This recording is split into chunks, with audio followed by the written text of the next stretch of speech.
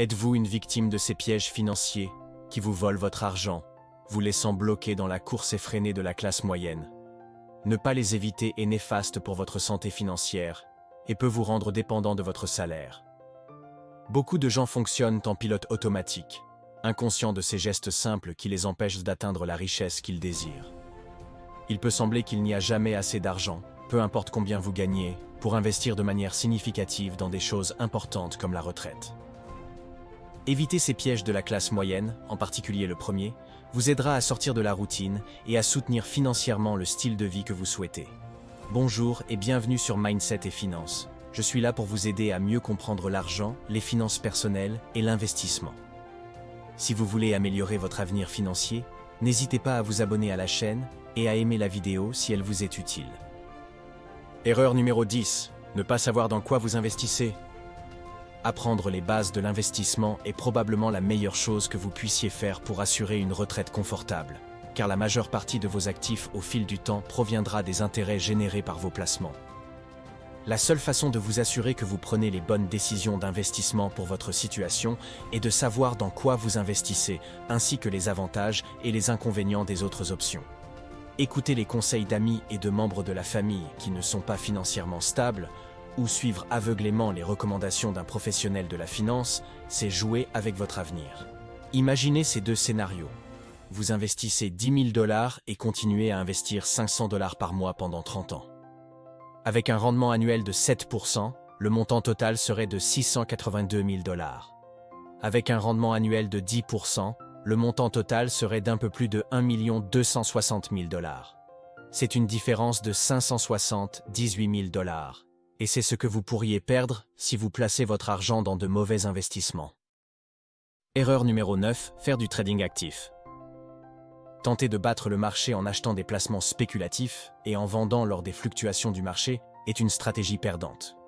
Il est possible pour des personnes talentueuses comme Warren Buffett et le gestionnaire de fonds spéculatifs Peter Lynch de surperformer le marché, mais avec les frais d'investissement, les impôts et les émotions qui travaillent en contre vous, c'est extrêmement difficile à faire de manière constante.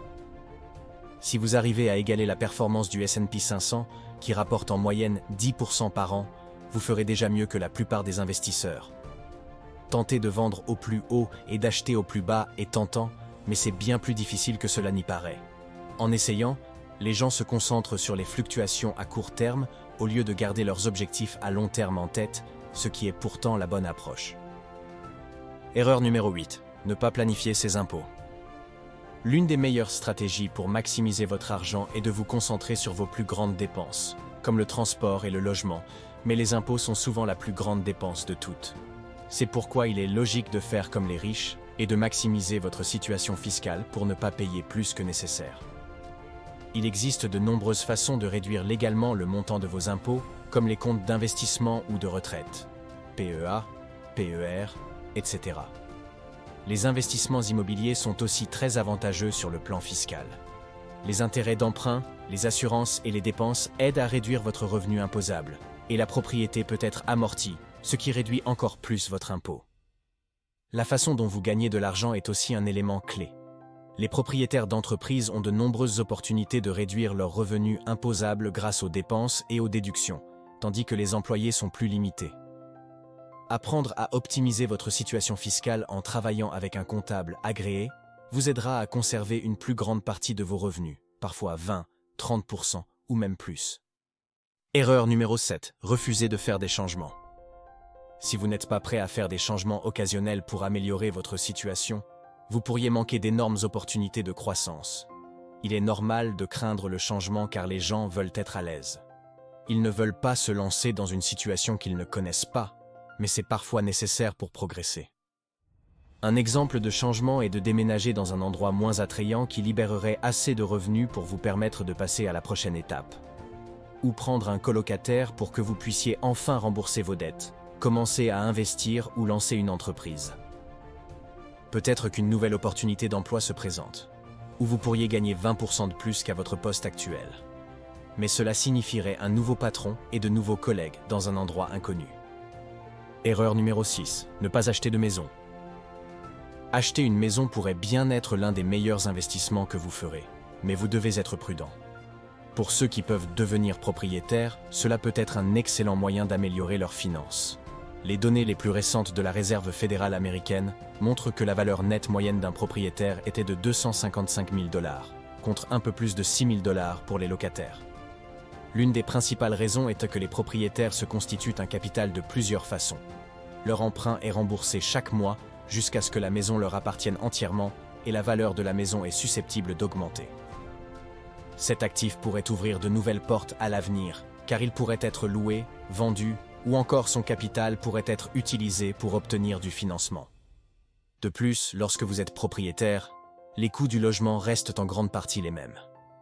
Les services publics, les taxes et les frais d'entretien augmentent légèrement d'année en année, mais le prix payé pour la maison ne changera jamais.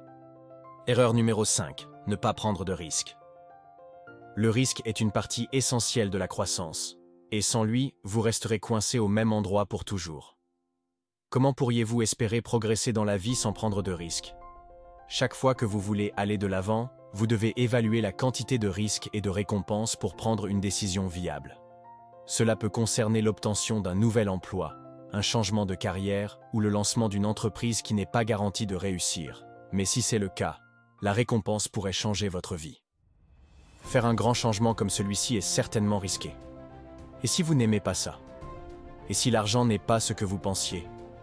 Chaque investissement comporte un risque. Que vous investissiez dans une maison ou que vous déteniez de l'argent avec la menace de l'inflation. Vous pouvez limiter les inconvénients potentiels de ces risques en étant préparé au cas où les choses ne se passeraient pas comme prévu. Par exemple, en ayant suffisamment d'économies de côté ou un plan B. Erreur numéro 4. Dépenser de l'argent parce que vous le méritez. Une erreur courante est d'acheter des articles ou de dépenser de l'argent pour des expériences parce que les gens pensent qu'ils le méritent. Ils travaillent dur, donc ils devraient se récompenser, n'est-ce pas? Bien qu'il y ait une part de vérité là-dedans, est-ce vraiment une récompense si cela vous met dans une situation financière inconfortable? Lorsque vous commencez à gagner un salaire correct, vous pourriez être tenté de dépenser de l'argent pour une voiture neuve. Vous pouvez la financer, donc cela ne semble pas être un gros problème. Vous pourriez penser que vous méritez cette voiture neuve et brillante, mais réfléchissez bien à ce qu'elle vous coûte vraiment. Est-ce vraiment une récompense pour vos efforts si vous êtes stressé à l'idée de faire les paiements et si cela vous empêche de vous enrichir? Votre futur vous ne le pensera probablement pas. Erreur numéro 3. Prétendre que l'argent ne vous intéresse pas. Une phrase que les gens pauvres disent souvent est « L'argent ne m'intéresse pas », affirmant qu'ils sont contents d'être fauchés et exploités par un patron. Comment cela pourrait-il être vrai quand ces mêmes personnes passent 40 heures ou plus chaque semaine, 50 semaines par an, pour ramener à la maison une somme d'argent peu désirable? L'argent gagné affecte presque toutes les décisions de leur vie. Ils vivent dans une maison qu'ils peuvent se permettre, pas la maison qu'ils choisiraient si l'argent n'était pas un problème. Où passent-ils la majorité de leur temps? Au travail, bien sûr. Quand quelqu'un prétend que l'argent ne l'intéresse pas, ce qu'il veut dire, c'est qu'il ne s'intéresse pas à avoir une quantité extrême d'argent pour des objets matérialistes. C'est bien si vous ne vous souciez pas de devenir riche, mais se soucier de l'argent n'est pas une mauvaise chose. Après tout, l'argent affecte tous les aspects de nos vies. Erreur numéro 2. Garder la mauvaise carrière. Lorsque les étudiants sont au lycée, ils sont poussés à choisir une carrière qui les gardera heureusement employés jusqu'à la retraite. Comme vous pouvez le deviner, cela a souvent pour résultat que de jeunes adultes s'endettent pour un diplôme, pour découvrir plus tard que leur carrière n'était pas ce qu'ils espéraient. Soit l'argent n'est pas aussi bon que prévu, soit le travail lui-même ne leur plaît pas. D'un autre côté, de nombreux jeunes adultes évitent la pression de choisir une meilleure carrière. Ils pourraient rester bloqués dans un emploi mal rémunéré qui ne les aidera pas à atteindre leurs objectifs.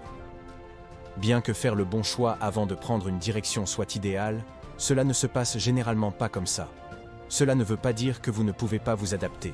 Et si vous pouviez changer de carrière et gagner le double, le triple, ou même plus que votre revenu actuel?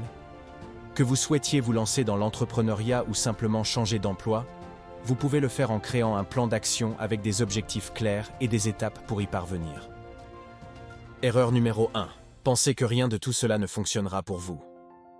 Une mentalité qui ne vous permettra jamais d'aller de l'avant est de croire qu'aucun de ces principes ne fonctionnera pour vous. Ça peut marcher pour les autres, mais pas pour moi parce que... Il peut sembler que vous ne pouvez pas vous sortir d'un trou, mais il y a presque toujours des options en fonction de votre situation actuelle. Ce n'est peut-être pas ce que vous voulez entendre, mais la vérité est que la plupart de ces personnes qui affirment qu'aucun de ces conseils ne fonctionne pour elles ne sont pas prêtes à faire les sacrifices, les changements de vie ou à prendre les risques nécessaires. Pour améliorer une situation, cela peut nécessiter un inconfort ou un inconvénient.